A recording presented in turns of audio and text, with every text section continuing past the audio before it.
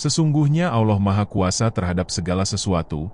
Terkadang kita sering beranggapan dengan akal pikiran kita, sesuatu yang menurut kita tidak mungkin, namun sesungguhnya, bagi Allah itu mudah saja dan tidak ada yang tidak mungkin ketika Allah berkehendak. Hal ini tentu menunjukkan bahwa Allah Maha Kuasa terhadap segala hal. Maka tak ada sesuatu pun yang patut kita sembah kecuali Allah Ta'ala. Sebagai contoh dan pengingat bagi kita atas kuasanya Allah, ada kisah 3 bayi yang bisa berbicara. Bayi tersebut menyampaikan kebenaran atas tuduhan yang ditujukan kepada orang yang tidak bersalah. Tentu hal itu karena kehendak Allah Ta'ala.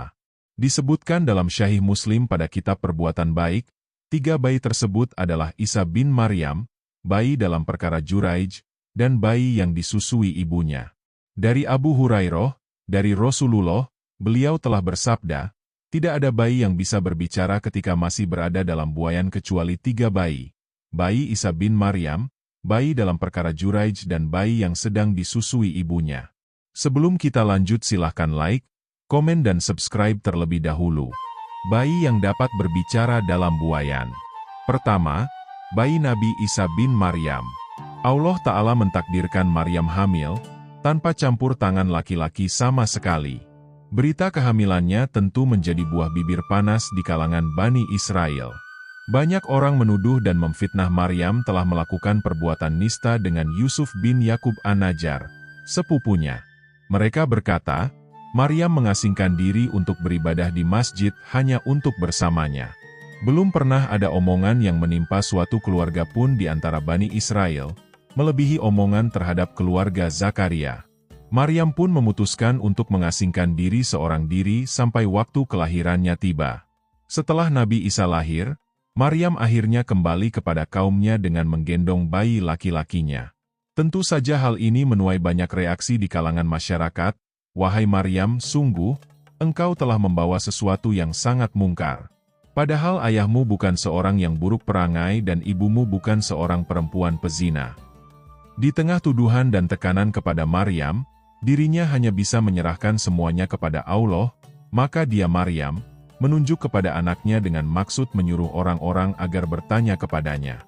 Mereka pun berkata, bagaimana kami akan berbicara dengan anak kecil yang masih dalam ayunan? Saat itu juga, keluarlah mukjizat pertama Nabi Isa sebagai nabi yang dapat berbicara ketika masih bayi. Nabi Isa yang masih bayi berkata sebagaimana dituliskan dalam surah Maryam ayat 30-33.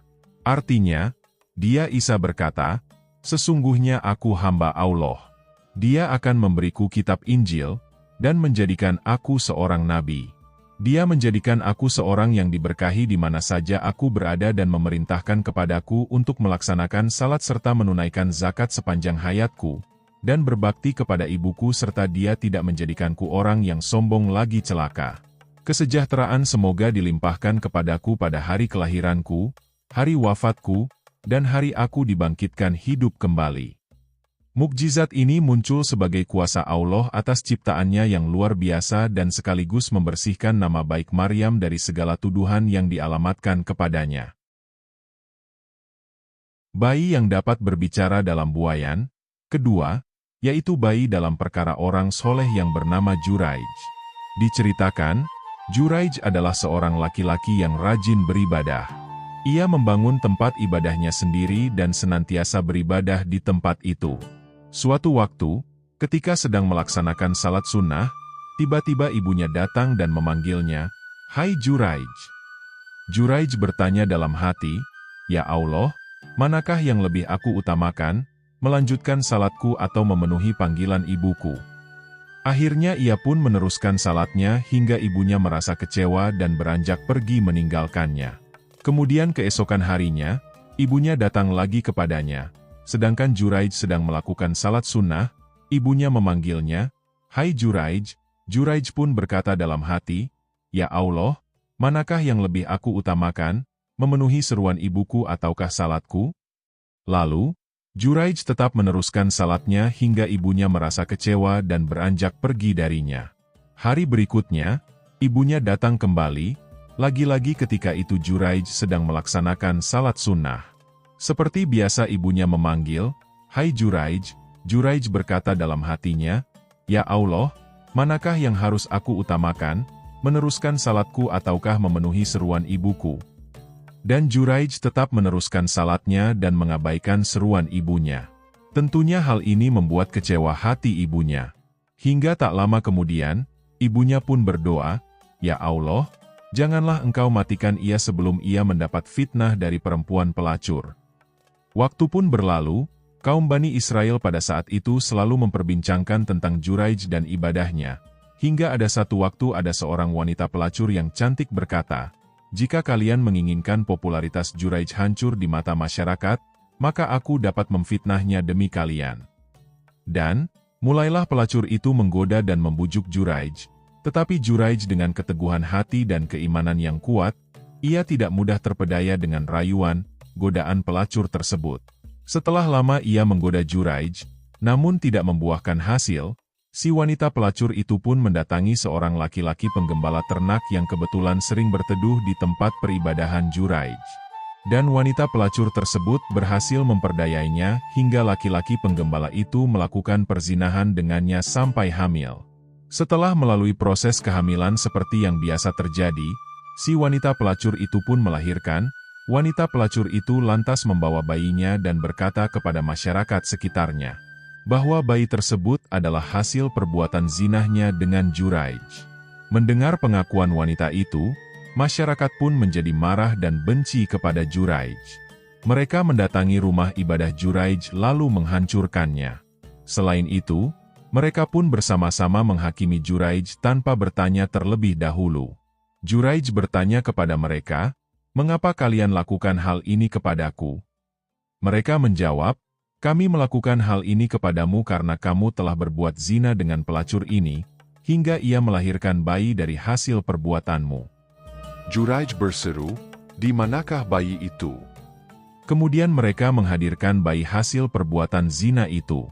Lalu Juraij berkata, "Izinkan aku melakukan solat dan memohon petunjuk kepada Allah." Maka Juraij pun melakukan solat dengan khusyuk. Setelah melakukan solat, Juraij mendekati bayi itu dan menyentuh perutnya dengan jari tangannya seraya bertanya, "Hai bayi kecil, siapakah sebenarnya ayahmu?" Ajaibnya atas izin Allah sang bayi berkata, menjawab pertanyaan Juraij dengan disaksikan masyarakat, "Ayah saya adalah si Fulan, seorang penggembala." Akhirnya fitnah itu pun terbantahkan karena adanya jawaban dari sang bayi yang dapat berbicara. Mereka pun merasa malu dan semakin menghormati Juraij, menciuminya dan mengharap berkah darinya. Setelah itu, mereka pun berkata, menawarkan perbaikan tempat ibadah Jura, "Kami akan membangun kembali tempat ibadahmu ini dengan bahan yang terbuat dari emas." Namun, Juraij menolak dan meminta mereka untuk mengembalikan rumah ibadahnya seperti semula yang terbuat dari tanah liat. Akhirnya mereka mulai melaksanakan pembangunan rumah ibadah itu seperti semula. Bayi yang dapat berbicara dalam buayan. Ketiga, bayi sedang disusui ibunya. Nabi Muhammad menceritakan, ketika seorang bayi sedang menyusu ke ibunya, tiba-tiba saja ada seorang laki-laki lewat dengan mengendarai hewan tunggangan yang gagah dan berpakaian yang bagus pula. Lalu, ibu bayi tersebut berkata, "Ya Allah ya Tuhanku, jadikanlah anakku ini seperti laki-laki yang sedang mengendarai hewan tunggangan itu." Ajaibnya, atas izin Allah bayi itu berhenti dari susuannya, lalu menghadap dan memandang kepada laki-laki tersebut sambil berkata, "Ya Allah ya Tuhanku, janganlah engkau jadikan aku seperti laki-laki itu." Setelah itu, bayi tersebut menyusu kembali. Nabi meneruskan sabdanya, pada suatu ketika, ada beberapa orang yang menyeret dan memukuli seorang wanita seraya berkata, "Kamu wanita yang tidak tahu diuntung. Kamu telah berzina dan mencuri." Tetapi wanita itu tetap tegar dan berkata, "Hanya Allah lah penolongku. Sesungguhnya dialah sebaik-baik penolong." Kemudian, ibu bayi itu berkata, "Ya Allah, janganlah engkau jadikan anakku seperti wanita itu." Tiba-tiba bayi tersebut berhenti dari susuan ibunya, lalu memandang wanita tersebut seraya berkata, "Ya Allah ya Tuhanku, jadikanlah aku sepertinya." Pernyataan antara ibu dan bayinya itu terus saling berlawanan. Hingga ibu tersebut berkata kepada bayinya, "Celaka kamu hai anakku. Tadi, Ketika ada seorang laki-laki yang gagah dan menawan lewat di depan kita, lalu aku berdoa kepada Allah, "Ya Allah, jadikanlah anakku seperti laki-laki itu." Namun kamu malah mengatakan, "Ya Allah, janganlah engkau jadikan aku seperti laki-laki itu." Kemudian, tadi ketika ada beberapa orang menyeret dan memukuli seorang wanita sambil berkata, "Kamu telah berzina dan mencuri," lalu aku ucapkan, "Ya Allah, janganlah engkau jadikan anakku seperti wanita itu." Tetapi kamu malah berkata, "Ya Allah, jadikanlah aku seperti wanita itu." Mendengar perkataan ibunya itu, sang bayi pun menjawab, "Sesungguhnya laki-laki yang gagah dan menawan tadi itu adalah seorang diktator," maka aku mengucapkan, "Ya Allah, janganlah engkau jadikan aku seperti laki-laki itu."